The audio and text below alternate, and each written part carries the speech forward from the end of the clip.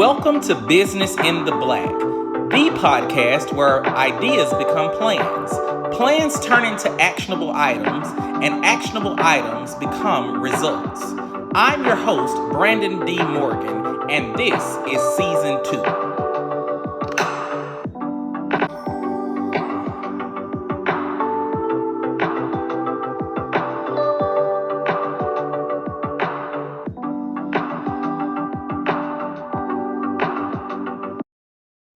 Thank you so much for joining us for another episode of Business in the Black. We're still here in Texas. Everything is bigger in Texas, okay? All of that, that's what you all say, right? Yeah. Okay, cool. Yes. So we have Tiffany Alford here today with us. She is the owner of Rejuvenate Counseling. Let's welcome Tiffany. So Tiffany, tell us about Rejuvenate Counseling. Yeah, so Rejuvenate Counseling, I started in 2011. Okay. No, sorry, 2021. Oh, okay. Yes, and so I started it virtually first. And what we do is, well, it first started with just me, is mental health counseling, supervision, and just counselor education, but also education, mental health education to the public too. Specializing in relational issues, couples, families, kids, all of that. So yeah, Okay. we do a full gamut. Awesome. You can see today we are here on the couch, and I mean, I'm already like real zen in here, because I'm usually, but today it's like, ooh, so stick with me in case I need to take a break, take a moment, and talk about my own personal life, my own personal problems. We'll pause. Yeah, we'll pause. You won't see that, but again, the ambience in here is great. I had to tell her to cut the lights up because if not, I was gonna be laid out on the couch, and that is not what we're here for. Mm-hmm. So jumping right in, Tiffany, you got licensed in 2012, and you've worked in hospitals. You've been a SPED counselor for schools, and somewhere in there, you just realized that you weren't making the impact that you really wanted to make. You wanted to reach more of the family unit. Tell us what that moment felt like.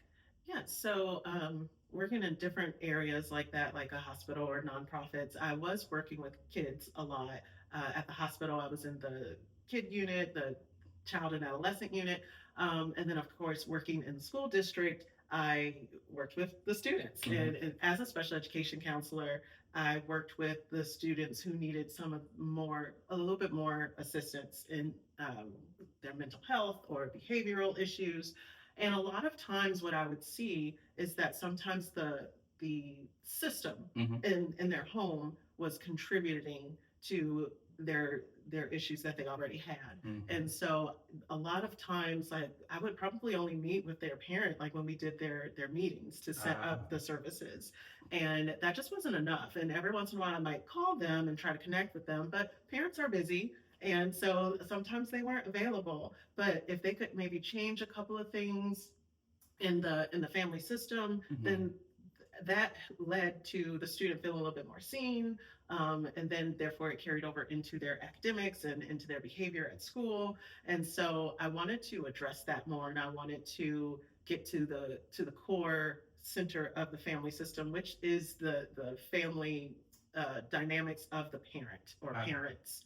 So that's what I really wanted to do, and I wanted to really work on that part so that then it could trickle down to the student and help them in all areas of their life. You come from a lineage of rock star entrepreneurs. I mean, that's what the streets say, So I'm trying to hear the story about your mom, because she was in Mississippi, after you moved, from I think Michigan or something like that. And I mean, she started 3 schools, and I'm just let Tiffany talk about it because like when she was telling me this, I was like, God dang girl, okay, tell me about put your mom on the podcast, okay? Yes, she really does need to be on the podcast. So yes, when we were growing up, she was single mom of 3 after my parents divorced, and we saw her go from working as a social worker, because back then, like way back then, not gonna give away my age, way back then, you could be a social worker and work for the state without having a degree. Mm-hmm. And so she was a social worker, but she wanted to do more. And so she went and got her associates, and then she got her bachelor's, and then she got her doctorate, all while being a single mom. Wow. And then she remarried and moved down to Mississippi. And once she was there, she started some daycares and preparatory schools. Mm. And so, seeing her do that, it put us a little bit on the track that yes, education is important. I spent a lot of time in my childhood sitting in student unions or sitting on campus at Michigan State University or U of M in Michigan, and both in Flint and in Ann Arbor. And so I got to witness that and see where education could take you. Wow. And so that was that blueprint that it's settled in me. And once I saw her um, start her schools from the ground up, because she started with a trailer on her property. Wow. One school, a daycare trailer on her property. And then she purchased a building in town. And then she purchased another building like kind of next door in town. And then she purchased another building in another town, in an adjacent town. Wow. And so then it just kind of grew. And so I was able to see that progression. And when she was doing this, because I was still in Michigan when she was in Mississippi and she got everything started. And I would, when I talk to her and everything and hear how things are going, and I would get the success, I would pretty much get the highlight reel. Yeah. This is before Instagram, so it was the highlight reel. And I'm like, oh, my mama down there doing big things, Yeah. So that's what I thought. I'm like, oh, okay, yeah, great. Oh, that sounds good. This is easy. Easy. So when did you realize that it wasn't that easy? Because we know, entrepreneurship is not for the weak. No, it's not for folks. I knew once I moved down there. When I moved down there and I started working in her business, then that's when I started seeing the real part of business ownership, and making the parents happy, and also fulfilling your obligations, legal wise, and taxes and paperwork. Yeah. That's the worst. Right. And I still don't like paperwork. Who But does? you got to. I guess somebody did it. Somebody made it up, right? Right, but we need it, and that's what I did learn by doing that, because I worked my way. When I started down there, I was a receptionist, and so I answered the phones and stuff like that, and I got to see people kind of coming in and out and everything, and sometimes little kids would come up to me and be like, yeah, whatever. Yeah. But then after that, when I decided to go back to school, I entered a program in Mississippi called AmeriCorps. Okay. Through them, and the AmeriCorps is nationwide, but I entered their chapter. And so they had a program where if you were studying to be in the classroom or be a teacher or something like that, you got like stipends and educational rewards and stuff like that. So I'm like, okay, let me try that out. Because at that time, I really didn't know what I wanted to do. And just knew you had to do something. I just knew I had to do something. Yeah. And I was going for my associates. So I got into the classroom, and I started as an assistant in the classroom with like the kindergarten age kiddos. And then I worked my way up into being a teacher in there with them. And then I became one of the like managers there. And then I started kind of running it, because she started to get sick and everything. And but then and that was years. So I was there for 5 years. And so through that, I got to experience what it's like to run a business. I didn't experience the startup part, but I experienced the running of it and trying to keep it going. And and the trials and tribulations of that. And what I really learned was that your business is nothing without a good team. You need a team. Yes. And there were some people on her team that weren't. They weren't doing what they were supposed to be doing. And yes, and I saw the toll that took on her, and that definitely started to embed some fears in me about doing my own thing. Right. And I knew I definitely didn't want any preschools or preparatory schools. I was like, I don't want to do that. I want to do that. But yeah, so I got to see some of the highs and the lows of business ownership, and that it's not just about, oh, look at me, I own this business and I'm driving this nice car and I'm making money. It's about sacrifice too. Yeah. You're going to sacrifice. You're going to sacrifice the time with your family. Luckily, by that time, I'm an adult, so I don't need her at home, that kind of thing. But she was also raising my cousins that now I consider them sisters. I think we all have like cousin sisters and cousin brothers out there, and so she was raising them. They were teenagers at that time. But so they had some sacrifices from her that we didn't have. We had sacrifices from her as a single mom going to school. Yeah. But then they had the sacrifices that she was making The late night as business. because business ownership is not a 9 to 5. Right. You know, it's 24/7. Yeah, I woke up this morning about 6 o'clock, stuff Yes. right through my mind. And I'm like, turn off, man. I need a little nap. Just let me get these last 15 minutes, bro. Right. At night, I'm in the bed on my phone, like on my notes, like, I need to do this. I need, this is be a good post. Absolutely. It never turns off. You have to turn it off. Right. Now, this is your second attempt at entrepreneurship. I mean, if you succeeded your first time, great for you. But most of us have several iterations of this, that, and the other before we find our niche and really how we want to do stuff. But in any case, you say it was horrible, So if it was horrible, that means it was bad. It wasn't just you were just keeping it to yourself and it just didn't work and like, I want to just throw that away. It was horrible. Yeah. When did you decide to? Well, what made it horrible? But then when did you decide to? Shoot, I'm trying this again. I'm doing it again. Well, it was horrible because I wasn't ready. Mm-hmm. I think I still, even though I saw the highs and lows of entrepreneurship with my mom, I thought, well, this is different because it's you. It's me, and and I was. This was like 10 years ago or so. Mm-hmm. So I was fairly younger, and so I thought, this is different and I'm going to be able to do blah, blah, blah. And I know because I train up and coming therapists. Mm-hmm. We all have this thought in our head about where we're going to end up. Yeah. And for a lot of us, it's private practice. Mm-hmm. A lot of us want that stereotypical, I'm going to get me an office, it's going to be so nice, and I'm going to be a professional, and I'm going to dress like this, and I'm going to get my cardigan, and because that's like the work when I want to work. Right. And so, and that's what I thought. I thought, I'm going to have private practice, and I'm going to not take insurance, and I'm going to make a lot of money. I'll make $200 an hour. Not quite. Not quite. And I needed to temper my expectations. Mm-hmm. So that's one of the first things that went wrong. And I need to be a little bit more realistic. And I needed to talk to more people. I needed to network. I didn't do that. I didn't network. I didn't put myself out there. I still had a lot of fears.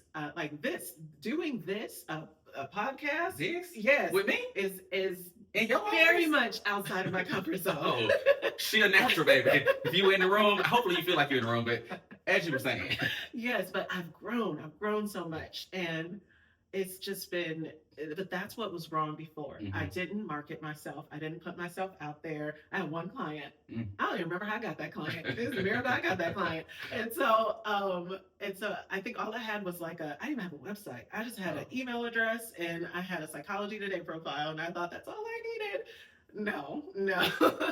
Okay. I needed much more. Yeah. And I will say that social media has definitely helped, because back then social media wasn't a thing. Right. We had MySpace or something, but Facebook was around then. But MySpace wasn't for that.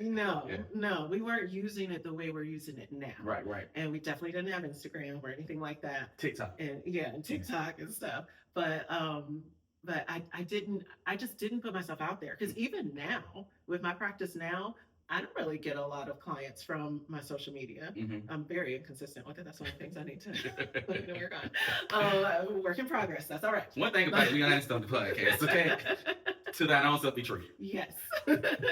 And so now most of my referrals come from the people who know me. Mm-hmm. They come from people I've worked with in the school district. They come from the networking groups I'm a part of. When I get out there and I do speaking engagements or webinars or something like that, that's where it's coming from. Yeah. And the website. I will say the website, my SEO is SEOing. Okay. I will just say that. Hey. But, so that is working. But that wasn't a thing back then, or if it was, I didn't know about it. I didn't know. And I was too shy and timid and scared to put myself out there. I had a lot of imposter syndrome. Sometimes it still rears its ugly head, but it was prevalent then. I was like, I'm here, and if they find me, then they're gonna see that I'm great, But no, you have to put yourself out there. You have to show people, this is who I am, this is what I do, this is why you need to come to me. Absolutely. You know, like, come on. Absolutely. And I was just uncomfortable with it. And I wanted to stay in my comfort zone. And we all know that's the enemy of progress. You can't just stay comfortable. You got to get uncomfortable. Absolutely. And so I wasn't willing to get uncomfortable. Fast forward to 2021. In 2021, Tiffany, she opened her practice virtually. And then in 2022, boom, boom, you decided to open up your location. That's pretty quick, man. I mean, no time wasted. That's pretty quick. Why or how did you decide to, open your practice and take on that overhead and all the things, to have a physical location? Right. And I hadn't really realized how fast that was until we were talking about it. To be fair, I decided to open. I started looking for a building in 2022, but I didn't find my space until 23. So there was that little bit of a gap. But I just had reached like a ceiling. I wanted to do more, and I think. Also, I started seeing more people were wanting in person. They want this space. Yeah. That's okay. Yes. The couch. And so, because obviously in 2020, everything shut down and everyone was doing everything online. And that's when I really started thinking about trying again after that massive failure before. And so I then went ahead and got my supervision designation on my license during the shutdown. Because I was like, oh, I'm not doing much. You know, the schools are shut down. And for a little bit, we did virtual. But then like that long gap after that spring break, we went on spring break and we didn't come back. They didn't come back. I was saying. Like, whoa. And so they still required us to do some things because they're just not going to just keep paying us and keep working. We're going to do some work. It's safe. Right. And so during that time, I think like everyone else, I started thinking about, okay, this is a topsy-turvy, upside-down world we're living in now. Like, what's about to go on? What's happening? What do I want to do? What do I need to do now? Like, what's next? And then some things started changing in the school system also that I was like, I need to make my exit. So once I started the practice online, it was, everyone started realizing they needed help, because the anxiety would just shot up through the roof, once COVID hit, stress, uncertainty, people were scared, people were grieving because a lot of people died, and so it just the need compelled me to open the practice in the first place. So I'm like, I have to do something. I couldn't just sit there I could have just sat there and collected my ISD check and been like, I ain't gotta do nothing, my kids is gone, I'm just relaxing, make another piece of bread, whatever. But no, I was like, no, I can't just sit here and do nothing. That passion came back through. When I have the skill set that is so much, it's needed right now. People are hurting, they're suffering, let's figure it out. And so then I started thinking about, okay, wait a minute. Because the ISD is the bread and butter. That's how I'm paying my bills now. Before I let that go, I need to know I can pay my bills. And so I had to look at, how many clients did I need to have a week in order to make that work? How many associates do I need to have? Do I need to supervise to make that work? Because they pay us for that. So that's a source of income. And once I crunched the numbers and stuff, I was like, I could actually, because at the time, once again, naivete was kicking in. At the time, I was like, I can make more money if I quit the ISD and I just do private practice. But I still have not matched that income. It's coming. But it's coming. And that's not what drives me. I enjoy so much more the freedom of being able to say who I'm going to see and who I need to refer out. And sometimes they would refer a student to my services, and I'm like, therapy isn't appropriate for the student. They're nonverbal. Like, what are we doing?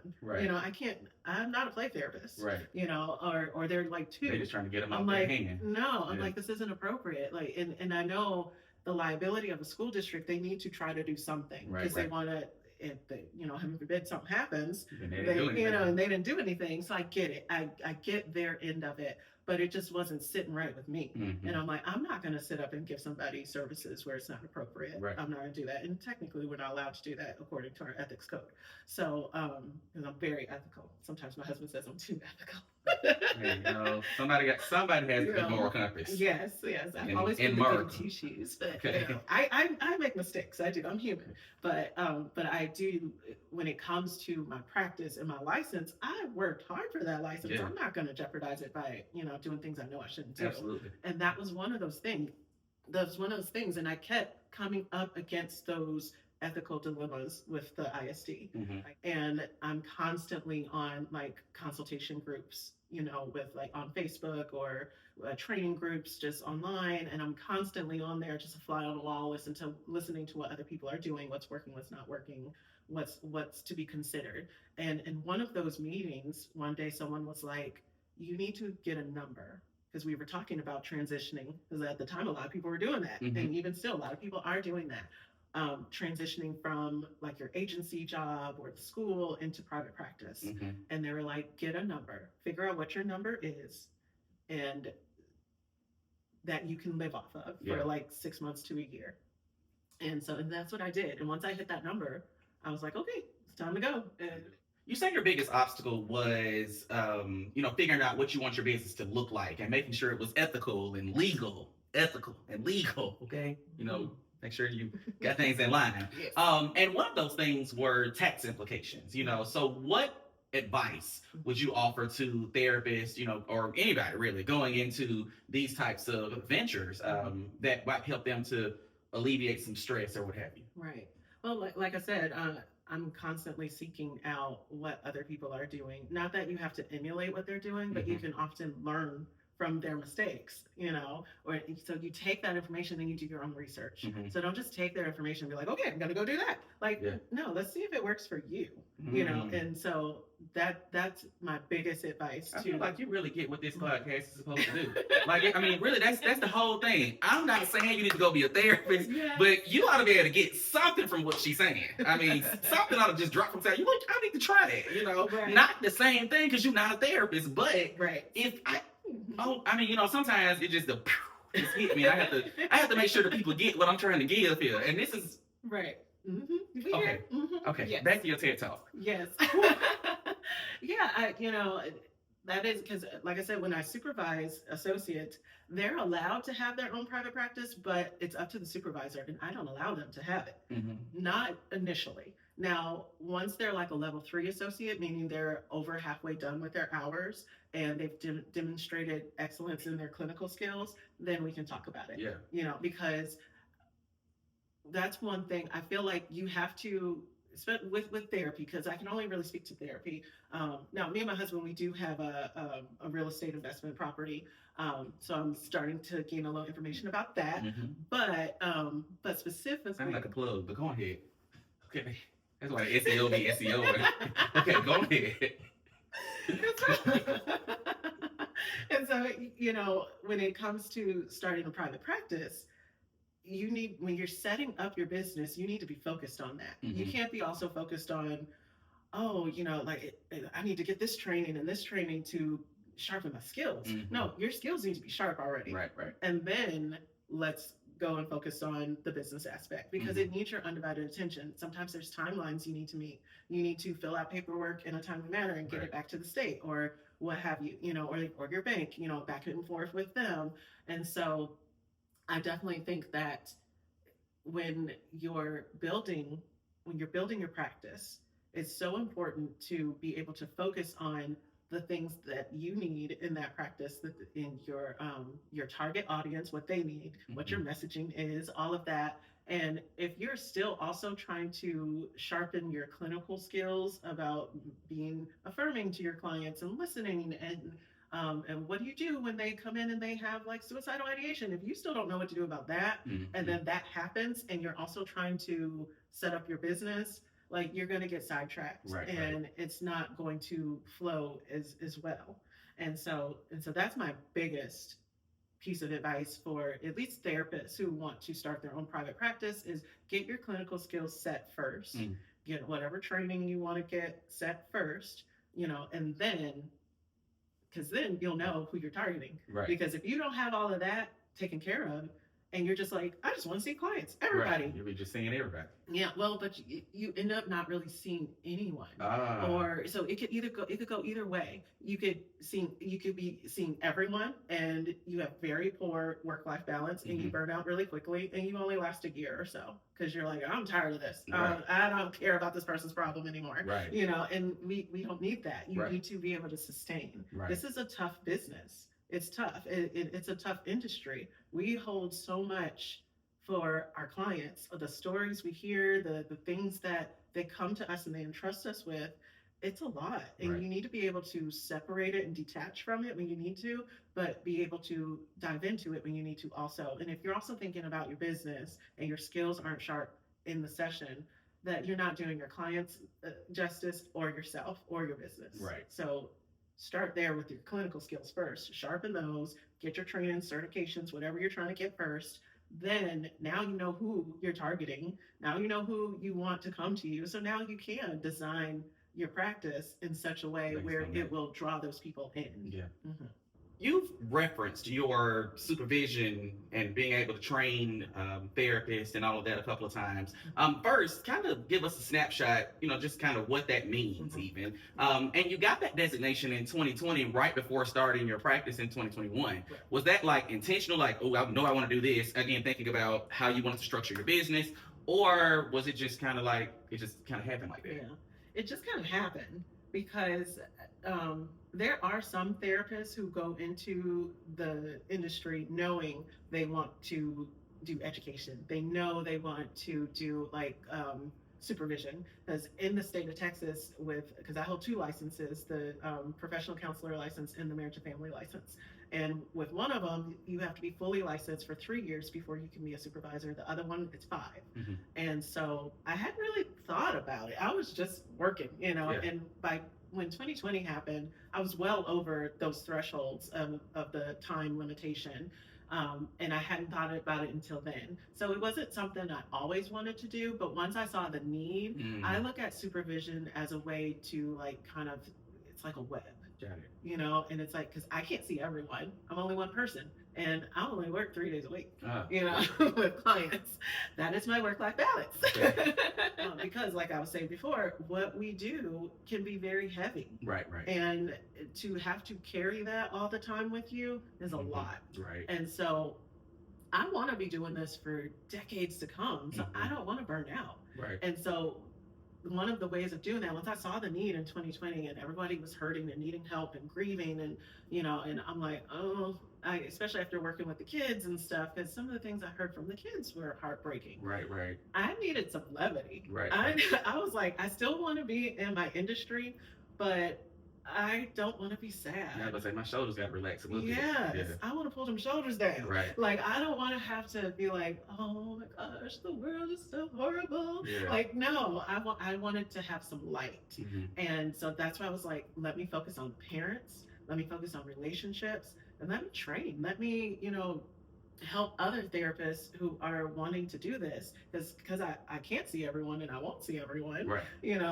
I can only do so much individually. Mhm. So by being a supervisor, it's my way of kind of casting my net and allowing my knowledge and expertise to get to more people. Earlier, we talked about numbers and having that number or what have you. When you started, you were self-funding, you were getting it from your savings and all of those types of things, and you were looking for the number, but also, to how long did it take you to get to a point where you thought, not only have I reached the number, but like this is sustainable, and what does sustainability mean or look like to you? So for me, sustainability in the therapy practice means it runs without me being an operator in it. So without me having to be in sessions 15 times a week, or seeing X amount of associates, it still runs. So that's just for me. For other therapists, it might be having a full caseload and still being able to pay all their bills and have some savings and travel and have work-life balance. And I think everyone kind of creates their own definition of what it means to be sustainable and what successful means in their business. And so for me, that's where I'm kind of going with it. I would like to or I'm taking it to a place where it's it can be still profitable to a point. And profitability to me in my business means having a group type of practice where the students, associates, and fully licensed therapists that work within my practice can obtain a livable wage, not like just supplemental, but they could actually pay their bills off of it. Mm-hmm. And I don't have to operate in it. I can just own it. So that's, to me, once I get to that level, that's sustainable. Oh, you keep telling me this and telling me that. You don't know about that, right? You should know nothing about that. You don't know I about feel like that. I'm older than you. You don't know nothing about What's that, happening? okay? Because we talking about practicing what you preach, okay? Yeah. So long story short, Yeah. you say that work-life balance is really important to you, and that's ironic because therapists are typically trying to help other people balance work-life or what have you. So what do you do, or how do you practice what you preach? Yes. Well, like I said earlier, I only work 3 days a week. I only see clients Tuesday, Wednesday, and Thursdays. I set those boundaries and I'm very firm with them. Mhm. Even if I have like a client that I feel needs something and they're like, but I can only go on Fridays. I'm like, oh, I'm so sorry. But Yeah. what I could do is I could find you someone who can. I'm not going to bend it because my bleeding heart is like, oh my gosh, but they need me. Mhm. No, they need something. They don't need me. So you have to take that like hero complex out of it. Like, it's not me. It's the service. Yeah, it's the service. Yeah. It's the ability for them to sit down with someone that they trust and that they can feel vulnerable with, and be willing to challenge their current state of thought and everything like that. So I have to remove that part out of it, and I think that's what we all have to do when it comes to our time boundaries and having that work-life balance. It's like you have to remove the "only I can do it" trope from your belief system, Mhm. because no, other people can do it too. And if you need to, maybe you need to work on the operating procedures in order to teach other people how to Right. do it, and that's in your business, but also at home too. Mm. And kind of letting go of that control of how it's done. Is it more important that it's done, or is it more important how it's done? Yeah. And some things are important on how it's done. Then maybe you keep that on your checklist for things for you to do. But other things, no, it's your preference. Right. And you just want it that way. You have to let that go. Right. So it's about challenging that mindset of, well, if I don't do it, it's not going to be done right. Right. Oh. What's your definition of right? What makes your way right, the right way? What is that? Let's chop that up. So, lay on back on the couch. Did I speak to you again? I'm just laying. I'm just listening. Yeah, and so there's it, and maybe it doesn't go to another person, but maybe it goes to your systems. So sometimes it's about redoing your systems. Like, do I need to rely a little bit more on AI, or do I need to get an actual assistant, or do I need to, even for like emails? I will, like I said earlier, sometimes I'm in the bed at night and I can't sleep and I'm writing an email, but I will schedule it to send out the next day. Okay, I'll do that so I can get back up now. Yes. Mm-hmm. But sometimes it's about being able to be like, you know what? I don't even have to write this right now. I need to get some sleep. Right. So let me get some sleep. I will write that tomorrow. Mm-hmm. It will be there. It can wait. Yes, it can wait. Building your team. So you've done several iterations of that. You started off with full-time associates, and now you have students who volunteer. So apparently, associates can't accept insurance, and you learned that the hard way. Yeah. And how did you have those conversations with the associates to let them know, hey, business-wise, this ain't working, bro? Right. Well, I start with that, because before I bring on an associate, whether it's just through supervision or if they're going to potentially work in the practice, we have a consultation, and we're going to talk about all of that. I want to talk about their expectation. What's their vision? Is it logical? Is it reasonable? Do I need to bust some bubbles? Yeah. Like bring you down, make sure we... And then how do they take that? Because if I'm telling them like, hey, associates aren't allowed to take insurance right now. I mean, there are ways around it, but my practice isn't set up in that way. And so that's just not possible when you work with me.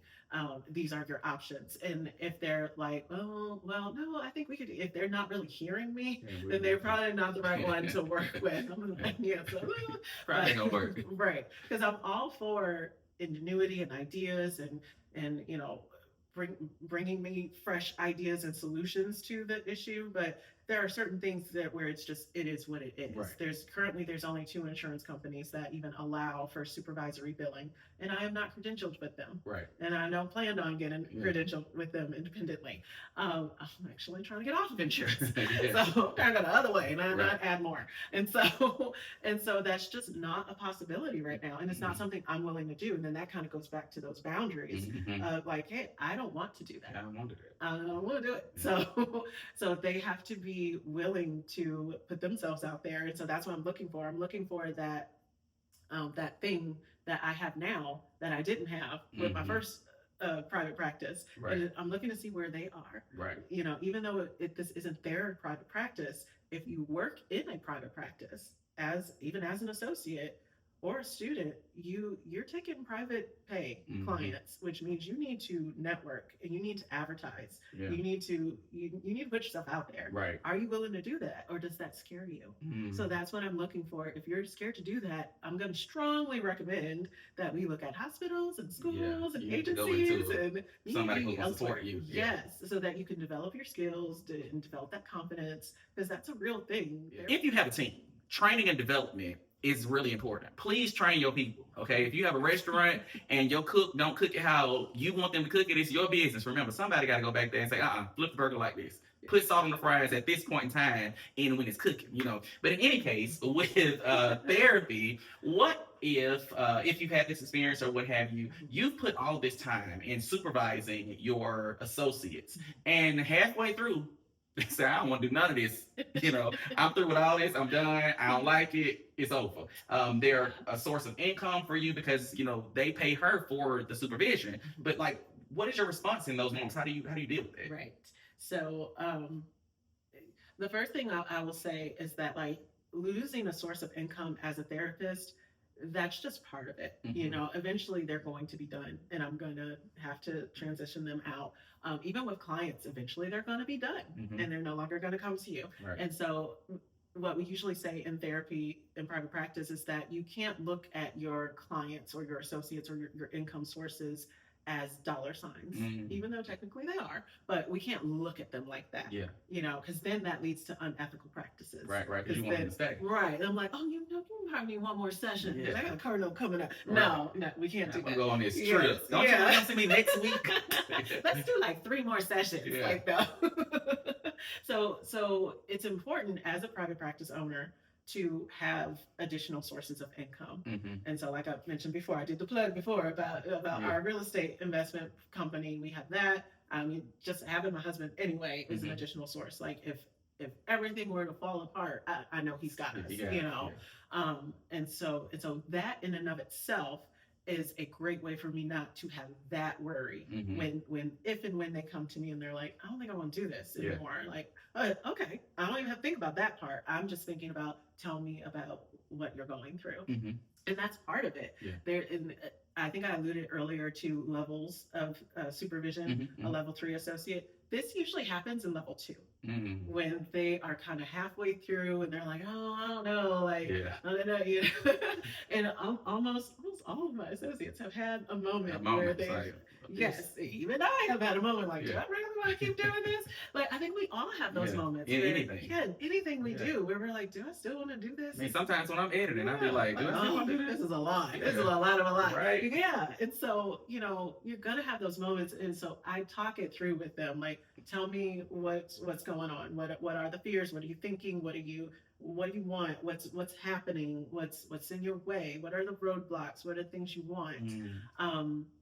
And a lot of times it comes down to imposter syndrome. I think I haven't had anyone who has actually quit. But if they want to quit, then that's fine. Because I tell them that too. I'm like, if you don't want to do this, you don't need to be doing You this. don't need to be doing it. Don't Yeah. have me on your couch and you don't want to be there. And so we go back to that. Oftentimes I'll ask them about, well, let's talk about your why again. Because we talk about it when I first meet with them during the consultation. I'm like, tell me about your journey. Why therapy? Why do you want to do this? You know, because I want to know their story. I want to know what is driving their passion to it. Yeah. Because it needs to be there. If you're just like, well, my parents were therapists and I thought, you know, I got to do something. Yeah. Or I used to have my friends and everybody said I should be a therapist. Right. No. Like I did too, right? Like, no, let's think about that a little bit more. Like, what else can you possibly be getting out of this other than a paycheck? Right. Being a Black entrepreneur, you said it shapes your life and shapes your business in the same vein.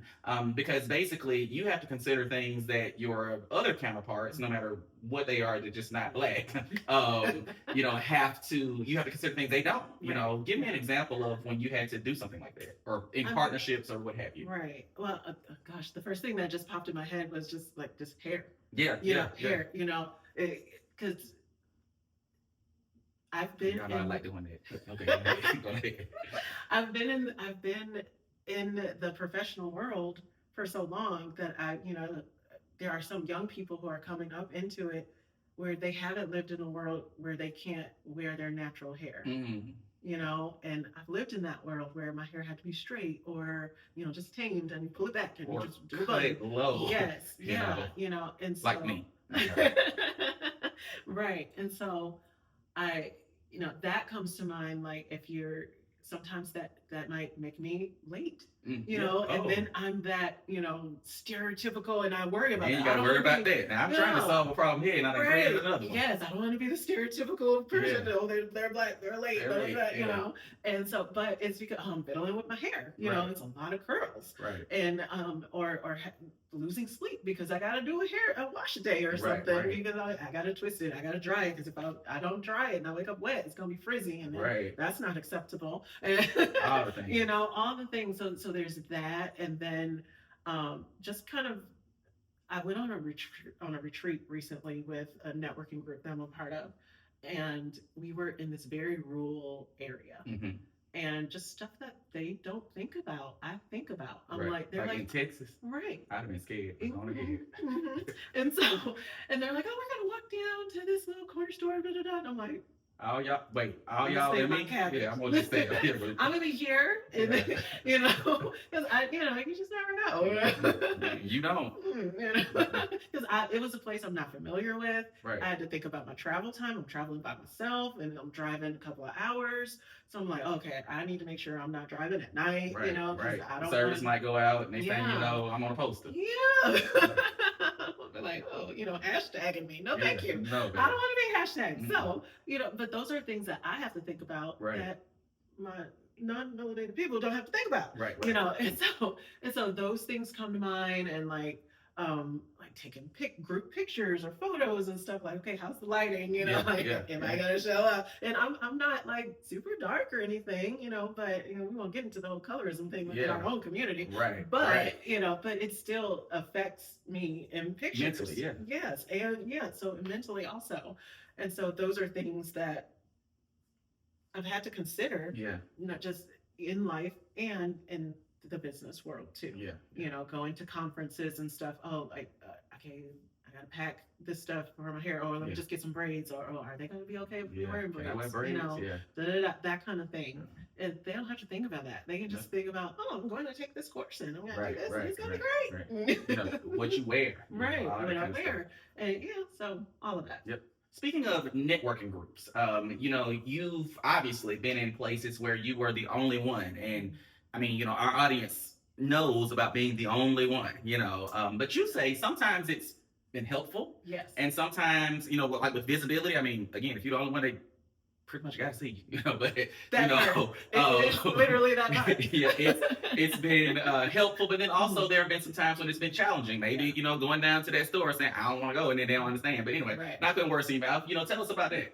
Yeah, all of that, like everything I just talked about having those considerations that they don't think about, but also I think a lot of times as a minority group, we think about how it challenges us. Mm-hmm. But in my networking groups that I'm a part of, where I'm one of few or the only one, I look at it as a benefit because they're always going to remember what I said. Tink home.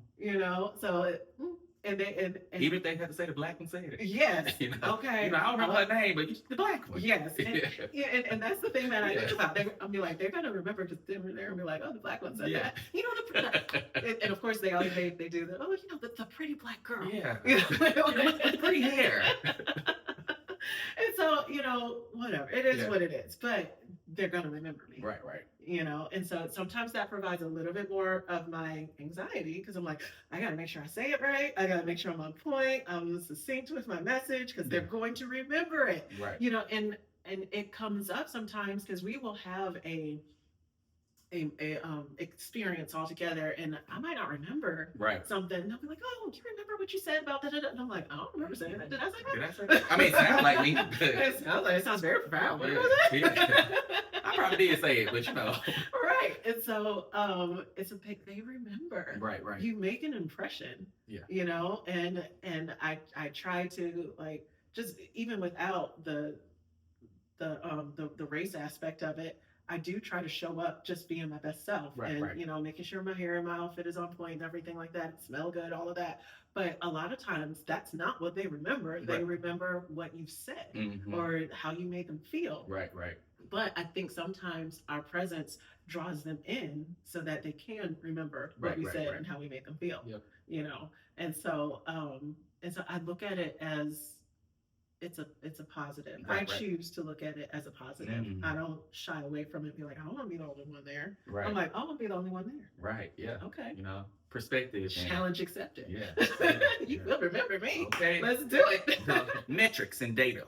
I mean, you knew we were going to get to it. At some point, we were going to have to quantify all of this information, if you will. So when you have a client, and you have different touch points, how many times did I meet with them or what have you before they became a client, or how many times did they reach out, whether it be email, phone, social media, website that's SEOing and all of that. Talk to us about how you make informed decisions and adjustments based on said data points. Right. Well, when it comes to the clients and sometimes the associates too, I want to speak to the pain point.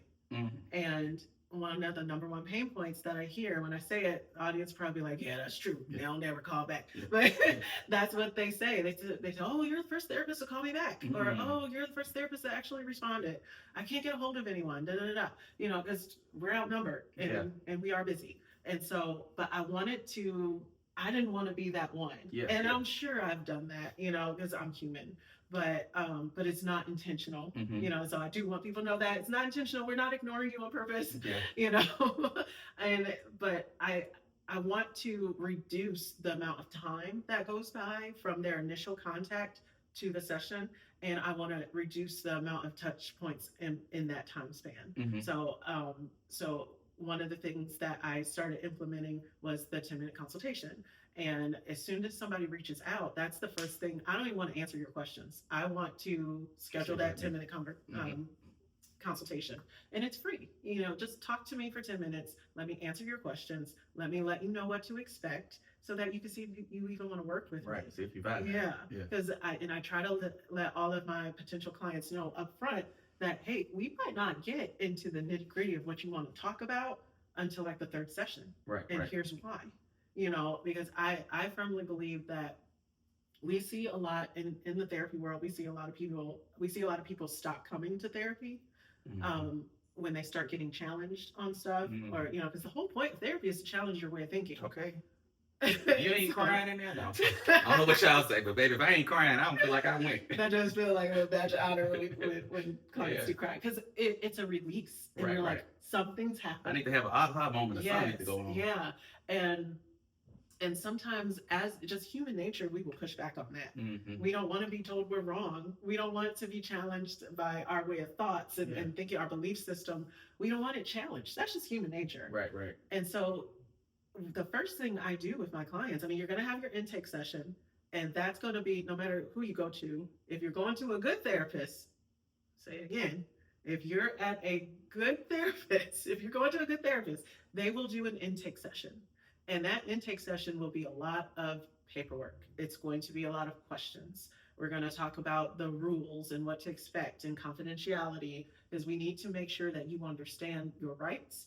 We need to make sure you understand what's appropriate, what's not appropriate, what our role is in the whole relationship, and what yours is. And we want to make sure that that's clear, because we don't ever want somebody saying, well, no, I didn't know that. They didn't tell me that. Right. You know, now, sure, you might not remember, but I told you, it's in my notes. And it's on the document you signed.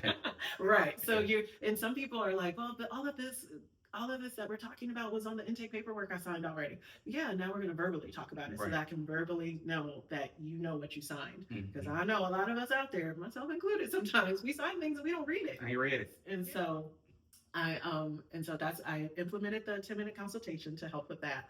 And that's something I didn't have that first go around.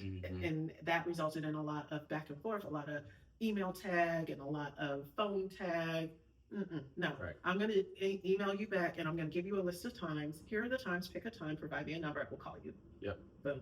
You know, so that's it. And now I'm even trying to shorten that up. I'm trying to set up like a calendar or something like that, so that they can just... I was going through my head when you said I seen them times. I was like, oh, she need calendar. Yes. You know, long story short, if you didn't know, she a Virgo. We realized that September 11th, September 12th. So we over here vibing. But that's really, I said, she need calendar. Yes.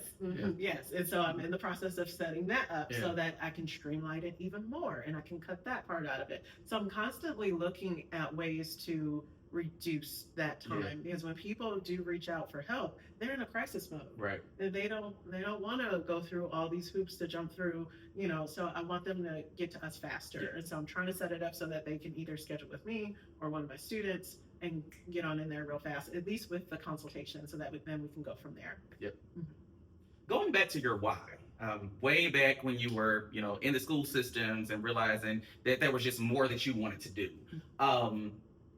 With families, how do you market your therapy and your expertise and what you want to do and what you want to accomplish with these families who don't even know that's what they're missing? Right.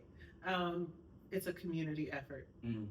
Yeah, it really is, because I feel like maybe I just haven't tapped into some kind of source that I don't know is out there, because, you know, I'm always learning and I welcome new knowledge, but I do feel like it's a little bit more challenging to directly speak to that couple or that family, really more the family, because couples are more, they're coming in a little bit more. But families, it's kind of rare to get a family to come in. So usually what happens is I start with the kid, and then I'm like, and every time I work with a kid, I'm going to be talking to the parent also. And so another little tip out there, if your kid is getting therapy and you haven't talked to that therapist, Teen Tom. You need to be talking to the therapist. They need to be reaching out to you to talk to you. So that might be a clue. That's probably not the right therapist. But or they might need some training. It's okay. Everybody don't know. You don't know what you don't know. Right. But you know, and so since this is one of my specialties, I know it. But yeah, you should be talking to the parents like every time you see that kid. You know, every time I see a kid, I'm going to check in with the parent. Like, hey, do you need to check in with me about anything? Or, hey, I need to talk to you real quick. Let me fill you in on some stuff, either before or after the session. And so within that, sometimes it's like, hey, they've mentioned their brother or their sister, or they've mentioned that some issues here with the family system, I really do think it would be a good idea to have everyone come in, or to have this person or this person come in with the child, you know. And so that's a way that we kind of get families to come in. But other than that, it's community involvement, talking to school counselors and nurses and doctors and pediatricians and stuff like that, and letting them know that we're here and we offer family services. Sometimes in families, in our systems, some or all members just don't feel heard or seen, or they're scared to speak up or something. Not that something's going to happen to them, but they're just scared that they're not going to really be heard or listened to. And so that in and of itself is a big major reason to come in for family therapy, so that everyone can have their moment to speak their piece, and you have this non-biased person there that's trained in reading the body language and and knowing what might need to be said or can um, help you restate something in a Right. more positive way that will be accepted a little bit easier to the other person. One of your partnerships is offering a reduced rate or low cost to provide more access to therapy. How do you balance that mission driven aspect along with running a profitable business? Um, yeah, well, work in progress, first of all, and continually looking at what's working, looking at those numbers and looking, okay, what's being brought in, how much is it costing to keep the students here? Because they have to use my software and that costs money. Yeah. And so, and that's essentially why I charge for two reasons. That's why I charge for those services. Even though they're students and they're not technically licensed, they're under the supervision of not only myself, but they also have their professor that they talk to, and they have an outside supervisor that talks to them about their cases. Mhm. So I like to tell people that when you work with a student, you're working with someone where you're getting like the heads of like 3 therapists for below the cost of one. Right, right. So it's really beneficial. And when you work with an associate, you're getting the heads of 2 for 1. Mhm. You know, and so that piece of it, of being able to know that, okay, well, I do have to charge something Mhm. because it costs money to have them in my practice, but it also needs to make sense, Right, you know. right. But I also want to keep it low Right, right, because right. what's the point of having, you know, reduced rates when still it's high. still, you know, Yeah. high. And so but I do also believe that, and I think the numbers speak to this, that when people invest in their therapy by paying something for it, they will get more out of it. Yeah. You know? Looking into the future, or the present, people are using AI for everything. I mean, you got, AI therapists now, people Mhm. looking at chat GPT, hey, what do I need to da da da da da da da to da da da da. But, right. We both know there is no substitute for that human interaction. People are using it for marketing, taking notes. I love AI, so don't get me wrong, but I'm not going to like stop going to my therapist. But in any case, if you are, or how would you incorporate AI going into the future, with your practice? Yes. Yes. So I do currently use AI with like marketing to help me develop like posts and stuff like that, or even just to help me like develop ideas on maybe a workshop I might want to do or something, or help me structure it or whatever. So I do use AI a little bit in that aspect. But yes, currently there are therapists who do use AI to help them write their notes, where there's like something was, I guess it's in their computer or whatever, and it's listening, Mhm. and it will then develop the note based on what we need, what we're required to have in our notes and stuff like that. And then it's the therapist's responsibility to read through that and make sure that it's accurate, and then Mhm. they can submit it and everything like that. But currently I do not use that. um, I'm still a little uncomfortable with having a listening device Yeah. in the room. Now, I will say though, when you work with a student or an associate, sometimes they are required to have something to show to their professor or their supervisor. Mhm. So, but you don't have to. You can always opt out of that. And even if I did use the AI note taking software, you can still opt out of that. Yeah. You know, if a therapist is using AI for notes, you don't have to, and we can't make you. Right. So I just haven't done that. I can probably see myself doing that in the future, just to kind of help again with those numbers, Yeah. and reducing things, reducing maybe my time. Going back to your why one last time, what do you want your legacy to be? Just the importance of communication. Mhm.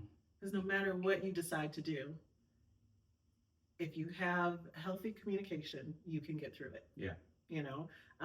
And even in a situation where you're going to uncouple or divorce, you still have to have healthy communication with that other parent. Right. You have to talk to for them the rest of your life, probably. for the rest of your life. Because some people say, well, for the rest of the kid's life, but you know, that's debatable. Yeah. So you need to be able to at least be open to the possibility of change Mhm. and communication. And And that's really important, because if all the parents in the kids' lives are okay, if all the adults, I'll say that, in the kid's life are okay, the kid will be okay. Right. It's as simple as that. It's not simple, but is it the concept? Is as simple as that? Right. It's hard to do, very hard to do. Your feelings are hurt. Maybe they did this to you, or they cheated, or they, they took money and they, they're using whatever, but if the adults in that kid's world are okay, the kid will be okay. Yeah. And it creates better attachment. It creates better relationships in that kid's world as they grow up. So the more you can be open and honest with yourself and with everyone involved, then the better your boundaries will be, the better that communication will be, and the better the outcome can be for everyone involved. And so, there's so much more I could say. Yeah. Well, great. Wow. What an informative session or episode, if you will. I guess I'm on the couch, so I'm thinking I'm in a section. But I mean, Tiffany, I really appreciate you taking the time to really enlighten our audience on so many things. Not only the business aspect and entrepreneurial, but just giving these tidbits, because we know as entrepreneurs, you really need to be able to have space to protect your mental health. And so that's why these conversations are so important. Again, still to entrepreneurs who are not at all therapists or interested in therapy or being in therapy or whatever. You need to have some kind of way to kind of put things in perspective and hopefully find your way to a therapist. But in any case, like I said, I just want to really say thank you. Like I said, it's been a great episode, and thank you for having me. I appreciate it. It was fun. Absolutely. Hi, this is Tiffany Alfred, and I'm a licensed professional counselor supervisor and licensed marriage and family therapist supervisor. And I would love for you to contact me about any questions you might have when it comes to mental health, education in mental health, or if you want to become a therapist yourself, I can definitely help you figure out what right path you want to go on. I offer in my therapy business with Rejuvenate Counseling here in Crowley, Texas. I offer education for the community for mental health, but I also offer sessions for couples, families. I do intensives, and that's if you don't have a lot of time and maybe you lose momentum going from week to week with your sessions with a therapist, and you just want to get it all done in one take, then we can meet for a few hours and you can do an intensive therapy session. And these are powerful ways to get to change faster. So if you want to know more about that, you can contact me about that as well. If you want to see one of my students, you can contact me about that as well. You can reach us at rejuvenatecounseling.org. We are also on Instagram and Facebook at Rejuvenate Counseling. Thanks for listening to Business in the Black. If today's conversation resonated with you, be sure to follow the podcast and share this episode with someone who's building alongside you. New episodes drop bi-weekly, so stay connected with us on social media for behind-the-scenes moments and key takeaways. Until next time, keep building with intention.